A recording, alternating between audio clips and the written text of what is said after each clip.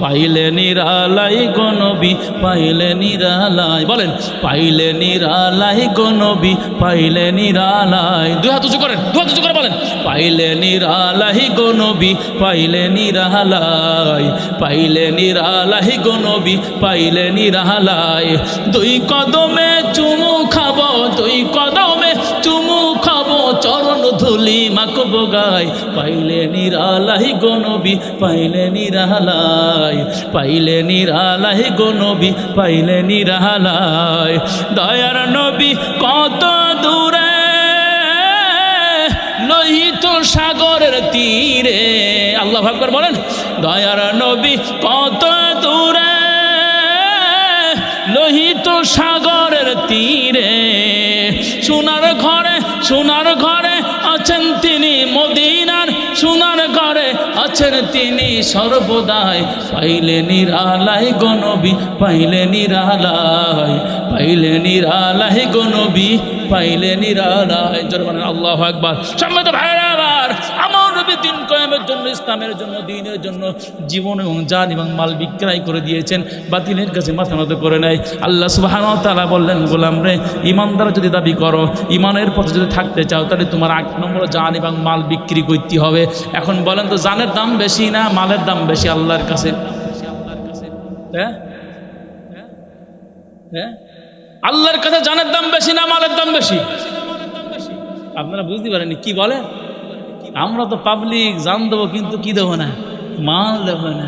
সময় দেবো। আমার একটা গল্প মরি করে, এক চাষা ছিল খুব বেশি কিরিবন। কি ছিল? খুব বেশি কিরিবন। এলাকায় চাষা কেউ ভালো বলে না। এখন চাষারে সবাই বলে, চাষা তুমি তো এখন মরণের পথযাত্রী, তোমার তো কেউ ভালো বলে না, তুমি এত পরিমাণ সুদ খাও, এলাকার মানুষ তোমার ভালো ভালো হবা কবে? আর চাষা বলল, আল্লাহ এখন তার কিছুদিন পরে হয়তো বা মরেও যাবো, কিন্তু আমার তো কেউ ভালো বলে না। এখন ভালো বলে কি করলে সেই কাজই করো, কথা বলে না কেন?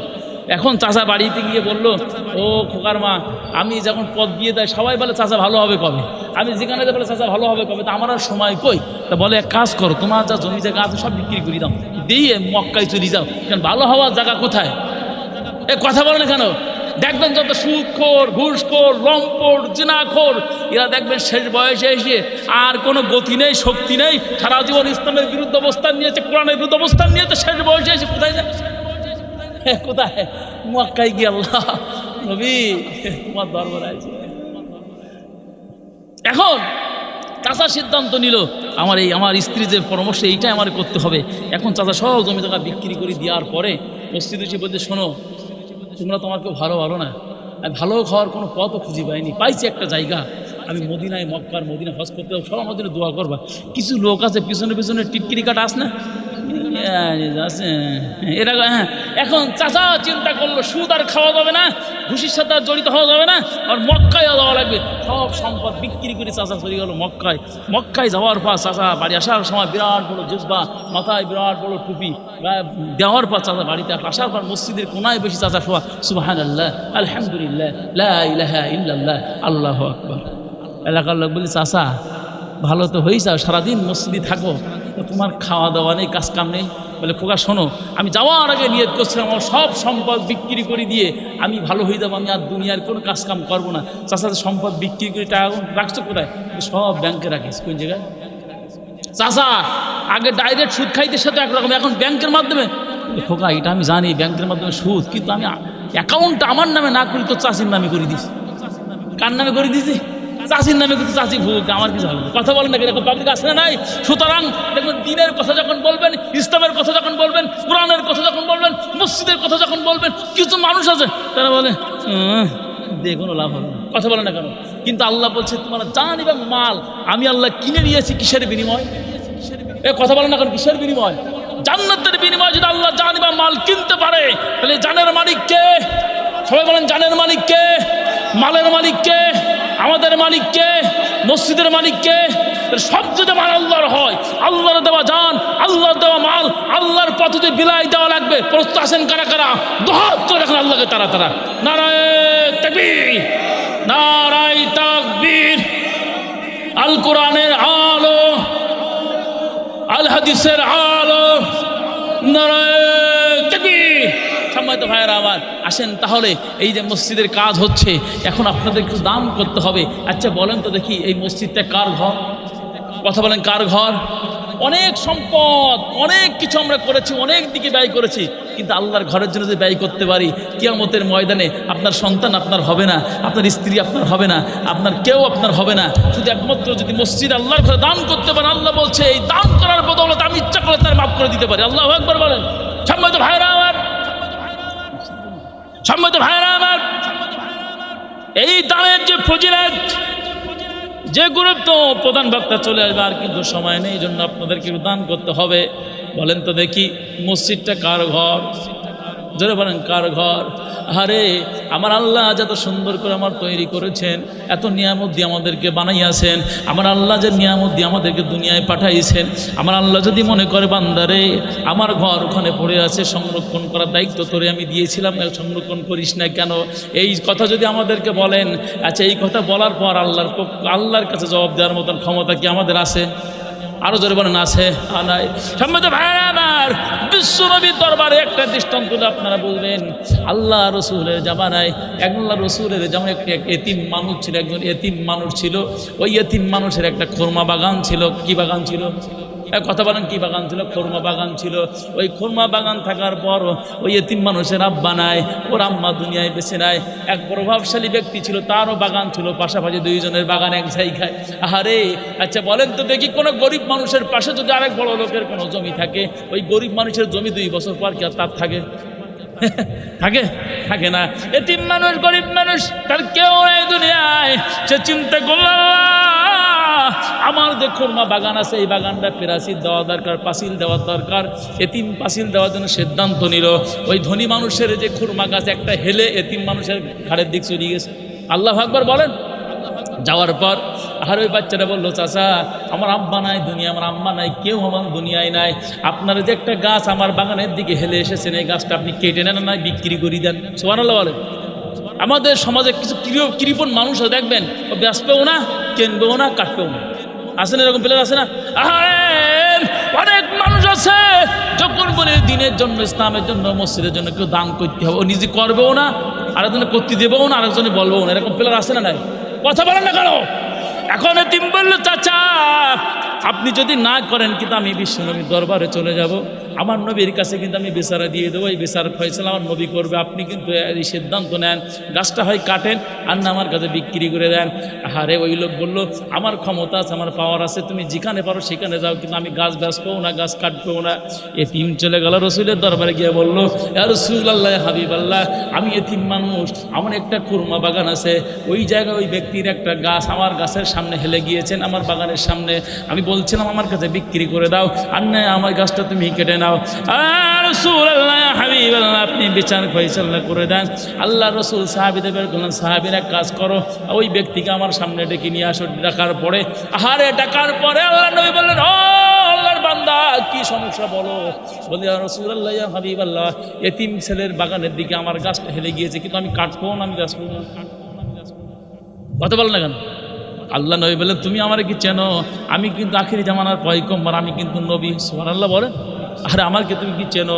আরে ওই ব্যক্তি বলে, আমি চিনি, কিন্তু আমি আপনার কথা মানবো না। নাউযুবিল্লাহ বলে।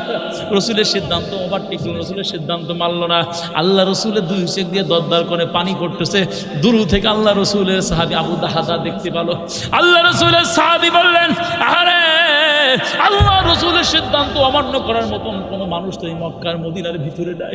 আরে তুই কেন রসুলের সিদ্ধান্ত মানলেন? একটা গাছ তুই কেন বিক্রি করলি না বাচ্চাটার কাছে?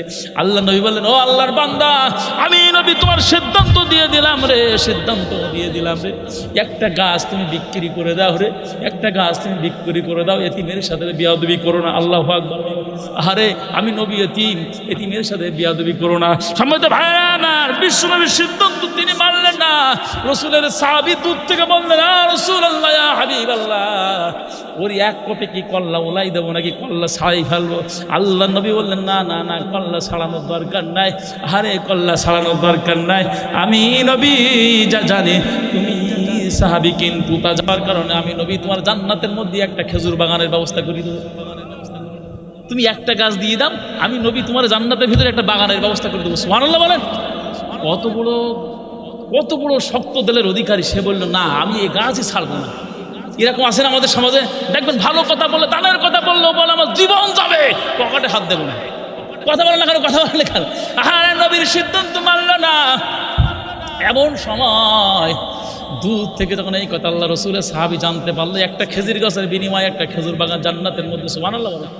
আল্লাহ রসুলের সাহাবী, আরে ধনী একজন সাহাবীর নাম ছিল আবু দাহদা, তার একটা বিরাট বড় খেজুর বাগান, 6টা খেজুর গাছ আছে ওখানে, সুন্দর 2 তলা একটা বাড়ি আছে, একটা পুকুর আছে। হারে নবী গো, আপনি বলেছেন ওই ব্যক্তির একটা খেজুর গাছের জন্য জান্নাতের মধ্যে খেজুরের বাগান দেবেন। আমি আল্লাহ রাসূলের সাহাবী, আমি আপনার সাহাবী। ও নবী, ওই লোককে যদি আমি ম্যানেজ করতে পারি, আমারকে এই বাগান আপনি ব্যবস্থা করে দেবেন। সুবহানাল্লাহ। আল্লাহ নবী সাহাবী বলে, ও আল্লাহর বান্দা, রাসূলের সিদ্ধান্ত তুমি মানলে না, সব ঠিক আছে, কিন্তু একটা কাজ তুমি করো, তুমি দুনিয়া লোভী মানুষ, দুনিয়ার সম্পদ তোমার খুব বেশি প্রয়োজন, তুমি দুনিয়ার সম্পদ চাও, জান্নাতের তোমার কোনো সম্পদের দরকার নাই। আমি বুঝতে পেরেছি, ওই মদিনার সবচেয়ে বড় বাগানটা হচ্ছে আমার বাগান, ওই মদিনার সবচেয়ে বড় বাড়িটা হচ্ছে আমার বাড়ি, ওই মদিনার সবচেয়ে বড় পুকুরটা আমার পুকুর। মদিনায় যখন কোনো মানুষ আসে, আমার পুকুরের পানি খায় না, তার সারাদিন কোনো ক্ষুধা লাগে না।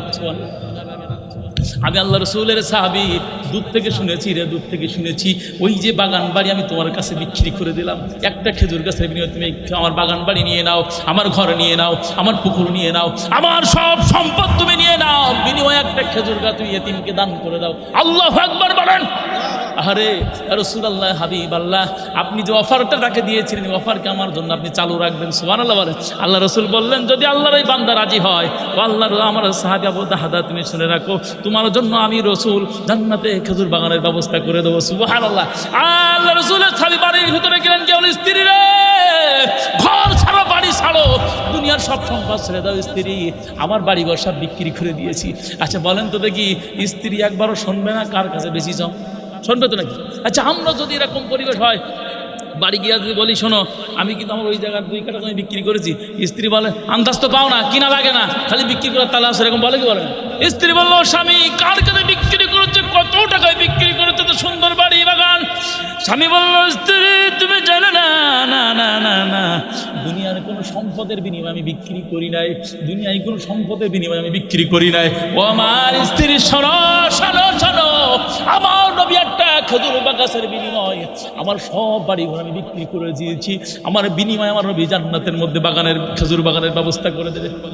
স্ত্রী, ঘর ছাড়ো, বাড়ি ছাড়ো, গাঠটি গুটটি সব কিছু গুছাও, আমরা গাছতলায় দিন যাপন করবো, এই বাড়ি ঘর আমার আর নাই।